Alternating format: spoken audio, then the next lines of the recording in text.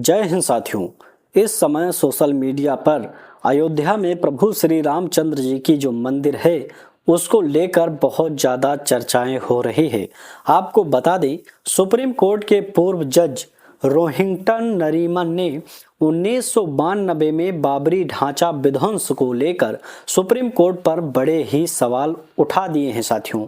इतना ही नहीं, उन्होंने सुप्रीम कोर्ट के उस फैसले को भी मजाक करार दे दिया है जो पूर्व न्यायाधीश जस्टिस आर.एफ. नरीमन ने बाबरी विवाद के संबंधित सुप्रीम कोर्ट के फैसलों पर अपनी असहमति जताते हुए कहा कि इन फैसलों में सेकुलरिज्म के सिद्धांत के तहत न्याय नहीं दिया गया है साथियों। इस पर बहुत बड़ा सवाल उठाया गया है और वहां पर आप सभी लोग जानते ही हैं कि मंदिर बन चुका है, प्रभु श्री रामचंद्र जी का प्राण प्रतिष्ठा भी हो गया है और वहां पर लाखों श्रद्धालु प्रतिदिन जाकर प्रभु श्री रामचंद्र जी की दर्शन करते हैं साथियों। आगे उन्होंने क्या कहा हम आपको बताते हैं। उन्होंने 2019 के ऐतिहासिक फैसलों की भी आलोचना की है साथियों, जिसमें विवादित स्थल पर श्री राम मंदिर निर्माण की अनुमति दी गई थी। जस्टिस नरीमन ने इसे न्याय का बड़ा मजाक करार दिया है और कहा कि इन फैसलों में सेकुलरिज्म के उचित स्थान नहीं दिया गया। जस्टिस नरीन ने कहा कि सबसे पहले सरकार ने लिब्रहान आयोग नियुक्त किया जो निश्चित रूप से 17 वर्षों तक सोया रहा और फिर 2009 में एक रिपोर्ट प्रस्तुत की। दूसरा, इसने अयोध्या अधिक्रमण क्षेत्र अधिनियम के साथ ही सुप्रीम कोर्ट को राष्ट्रपद संदर्भ दिया ताकि ये निर्धारित किया जा सके मस्जिद के नीचे कोई हिंदू मंदिर था या नहीं। उन्होंने इसे भ्रामक और सरातर पूर्ण प्रयास बताया। दोस्तों, हम आपको बता दें, इतना ही नहीं, जस्टिस नरीमन ने श्री राम जन्मभूमि वाले 2019 के मामले में अंतिम फैसले का भी जिक्र किया। इसमें तत्कालीन जीसीआई रंजन गोगोई की अध्यक्षता वाली सुप्रीम कोर्ट के 5 जजों की पीठ ने सर्वसम्मति से फैसला सुनाया था।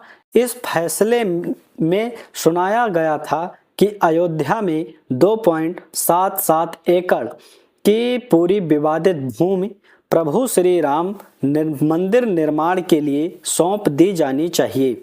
साथ ही सुन्नी वक्फ बोर्ड को मस्जिद निर्माण के लिए 5 एकड़ वैकल्पिक भूमि देने का आदेश भी दिया गया था साथियों। हालांकि कोर्ट ने यह भी माना कि 1992 में मस्जिद का विध्वंस कानून का गंभीर उल्लंघन का, जिस कोर्ट ने माना कि 1857 से लेकर 1949 तक मुसलमान वहां नमाज पढ़ते थे, लेकिन यह कहा गया कि वह इस स्थल पर एकमात्र कब्जे का दावा नहीं कर सकते। भले ही हिंदू पक्ष ने कई बार कानून के विपरीत कार्य किए, इसके बावजूद कोर्ट ने पूरा स्थल हिंदू पक्ष को सौंप दिया। यह न्याय का बड़ा मजाक है। जस्टिस नरीमन ने बताया कि सुप्रीम कोर्ट ने यह पाया कि कोई श्री राम मंदिर बाबरी मस्जिद के नीचे था ही नहीं।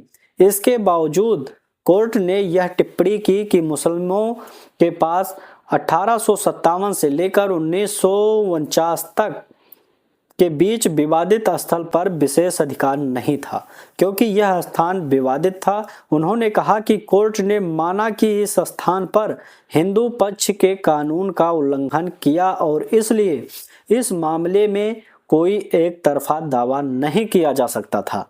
हर बार हिंदू पक्ष के कानून का उल्लंघन किया, लेकिन इसका परिणाम मस्जिद के पुनर्निर्माण के बजाय केवल वैकल्पिक भूमि देने के रूप में सामने आया। यह सेकुलरिज्म के साथ न्याय करने का असफलता है। तो वही जस्टिस नरीमन ने इस बात पर भी जोर दिया कि हर बार जब कोई कानून का उल्लंघन हुआ तो वो हिंदू पक्ष द्वारा ही हुआ।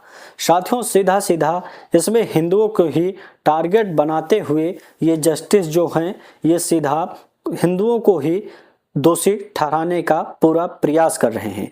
उन्होंने सवाल उठाया कि क्या न्याय का सही पालन किया गया था? इस फैसले में किसी तरह से सेकुलरिज्म को सम्मान नहीं दिया गया, जो कि मेरे व्यक्तिगत राय में न्याय का एक बड़ा अभिमान है। उन्होंने यह भी कहा कि आखिरकार जो सुधार किया गया वो यह था कि मस्जिद को पुनर्निर्मित करने के बजाय सुन्नी वक्फ बोर्ड को मस्जिद बनाने के लिए कुछ और भूमि दी गई। उन्होंने बाबरी विध्वंस साजिश मामले का भी जिक्र किया, जिसमें सभी आरोपियों को बरी कर दिया गया था।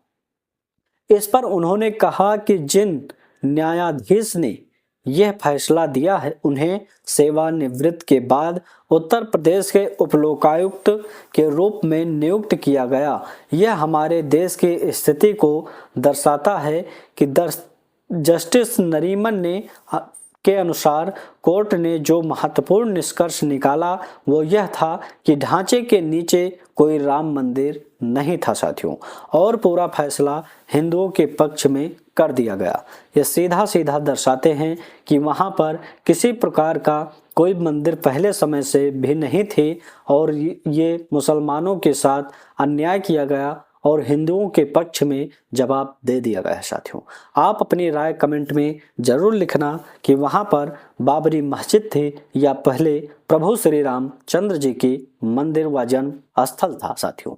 इस समय इसकी चर्चा बहुत ज़्यादा हो रहा है और आप कमेंट में अपनी राय जरूर लिखना साथियों। क्या जस्टिस जो हैं पूर्व तो सच कह रहे हैं या वो हिंदुओं को दोबारा परेशान करने की पूरी कोशिश कर रहे हैं साथियों। बस इस वीडियो में इतना ही, फिर